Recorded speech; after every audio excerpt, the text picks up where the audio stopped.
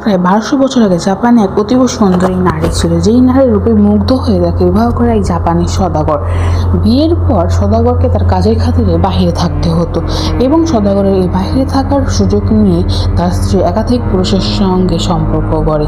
তার স্বামী যখন বাসায় ফেরার পর দেখে তার স্ত্রীও বাহিরের অনেক পুরুষের সঙ্গে অন্তরঙ্গ অবস্থায়। নিজ স্ত্রীকে এরূপ অবস্থায় দেখে সওদাগর রেগে যায় এবং রাগের মাথায় তার স্ত্রীর মুখে ঠোঁট থেকে কান অব্দি চিরে দেয় এবং বলে, এবার দেখি তোকে কে সুন্দর বলে। ঘটনার আকস্মিকতায় তার স্ত্রী ওইখানে মারা যায় এবং মারা যাওয়ার পর তার স্ত্রীর আত্মা জাপানের বিভিন্ন জায়গায় হন্ট করতে থাকে। হ্যাঁ, বলছি জাপানের মোস্ট পপুলার আরবান লেজেন্ড কোচিসাকি ওনার কথা। কোচিসাকি ওনা এমন একটি আরবান লেজেন্ড যে কিনা তার মুখটি ঢেকে বিভিন্ন মানুষের সামনে যায় এবং বলে, আমি কি সুন্দর?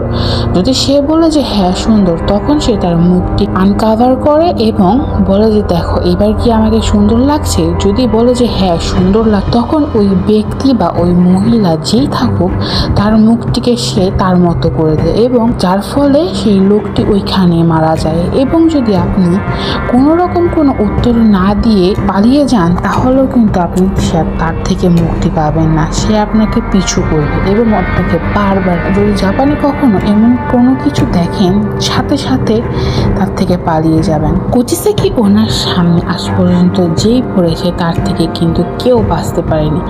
সে আপনি যদি তার প্রশংসা করেন তাও আপনি মারা যাবেন, প্রশংসা না করেন তাও আপনি মারা যাবেন।